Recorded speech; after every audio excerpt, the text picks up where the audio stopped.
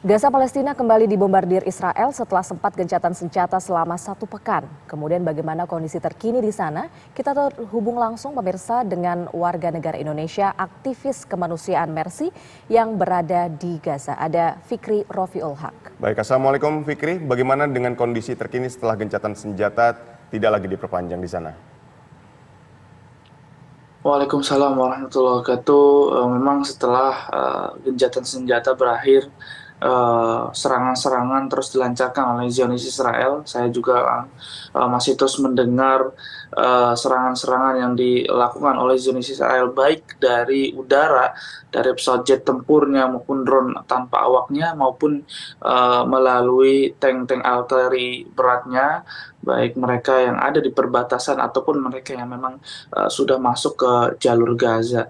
Dan memang perlu diingat serangan-serangan ini semakin masif, dan juga gempuran-gempuran ini pun membuat warga yang ada di sekitar sini lumayan cukup ketakutan, karena memang banyaknya juga perempuan dan juga anak-anak kecil yang mengungsi di sekolah-sekolahan yang ada di tempat kami berada saat ini. Perlu ketahui juga kami memang setelah evakuasi dari Rumah Sakit Indonesia, kami juga mengikuti evakuasi yang memang saat ini berada di sekolah yang ada di jalur Gaza bagian selatan yang ada di kota Khan Yunis. Ya, Mas Fikri, ini kami dengar ada serangan juga ke Gaza Utara. Kemudian bagaimana dengan warga Palestina di Gaza Utara? Mereka mengungsi kemana? Ya, memang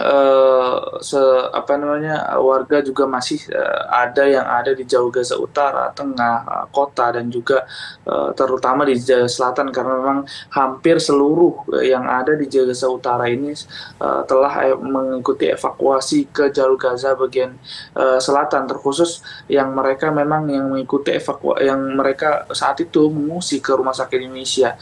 Artinya yang ada di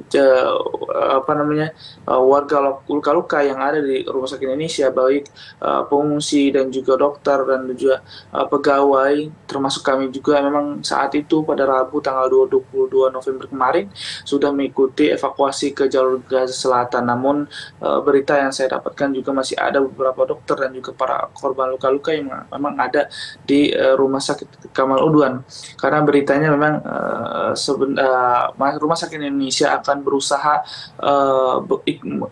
beroperasi kembali dengan seadanya, karena mau nggak mau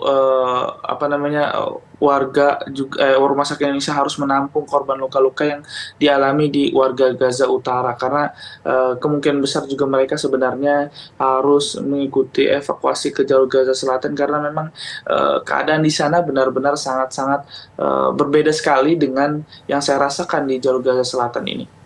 Baik Fikri, selain wilayah Gaza Utara, sebetulnya serangan Israel ini menyasar ke wilayah mana lagi, Fikri? Ya, memang serangan-serangan ini yang saya dengar mereka memfokuskan di jalur Gaza Utara dan juga jalur Gaza Selatan, tepatnya di kota Khan Yunis yang tempatnya kami berada saat ini. Dan sebenarnya mereka mengincar di kotanya, artinya kami memang agak terlalu jauh di sana.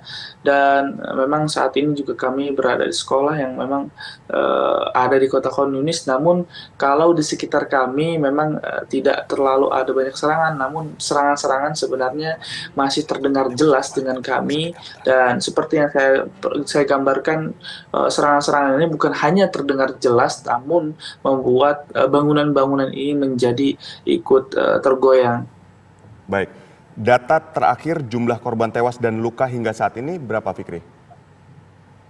Ya, data yang saya dapatkan dari Kementerian Kesehatan bahwa sudah dari sejak 7 Oktober 2023 sampai saat ini sudah ada 15.200 korban meninggal, sedangkan dan itu adalah banyaknya anak-anak dan juga perempuan, dan juga 14.662 korban luka-luka yang dialami oleh warga Palestina, dan juga mereka adalah kebanyakan anak-anak dan perempuan. ini bukan hanya perkiraan saja, karena ketika saya bertugas masih di Rumah Sakit Indonesia, saya melihat dengan kepala mata sendiri bahwa banyak sekali anak-anak kecil yang menjadi korban dan juga perempuan-perempuan yang memang mereka tak bersalah dan tak berdosa.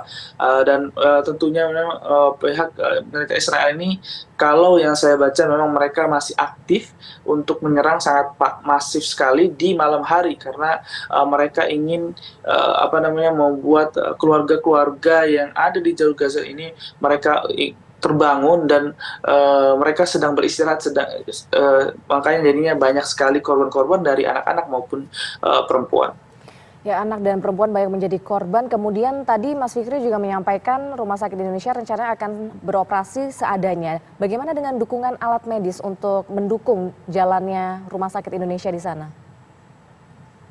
Ya, tadi saya sempat sampaikan bahwa korban jiwa 15.200 dan untuk korban luka-luka itu sudah mencapai 40.606 lebih, ya. Dan juga memang usaha yang dilakukan oleh tim dokter maupun para masyarakat untuk mengoperasikan kembali Rumah Sakit Indonesia terus dilakukan, di mana memang seperti yang di media-media disebarkan bahwa para relawan lokal yang ada di kota Beit Hanun, mereka ikut membersihkan Rumah Sakit Indonesia akibat serangan-serangan Zionis Israel pada sebelum gencatan senjata. Dan juga yang saya terima bahwa sudah ada 100 ranjang tidur yang dari pemerintah Palestina yang dikirimkan ke Rumah Sakit Indonesia ini, menggantikan ranjang-ranjang yang memang rusak dan juga memang ada bercak-bercak darah dan segala macam. Dan yang saya terima juga, mereka juga sudah memiliki generator terbaru, karena mereka seperti yang saya gambarkan ada 2 generator yang dimiliki oleh Rumah Sakit Indonesia, dan pada sebelum gencatan senjata ini sudah rusak, dan ada generator satu sebenarnya yang generator kecil, tapi ini juga tiga-tiganya artinya sudah rusak. Kalau yang saya dengar bahwa ada generator yang memang mereka dapatkan dari rumah sakit cuci darah yang ada di depan, dan kemungkinan mereka akan menyalakan Rumah Sakit Indonesia dan juga rumah sakit cuci darah yang ada di sekitar area Rumah Sakit Indonesia. Baik, Fikri, untuk distribusi bantuan kemanusiaan ini seperti apa di sana? Ya, bantuan-bantuan memang setelah gencatan senjata ini kami tidak mengetahui apakah memang truk-truk bantuan masih terus masuk ke jalur Gaza, karena memang setelah gencatan senjata kami memilih untuk menetap di dalam, karena tidak ingin mengambil resiko yang sangat tinggi, karena yang diberitakan memang kota Khan Yunis ini menjadi sasaran utama juga bagi Zionis Israel.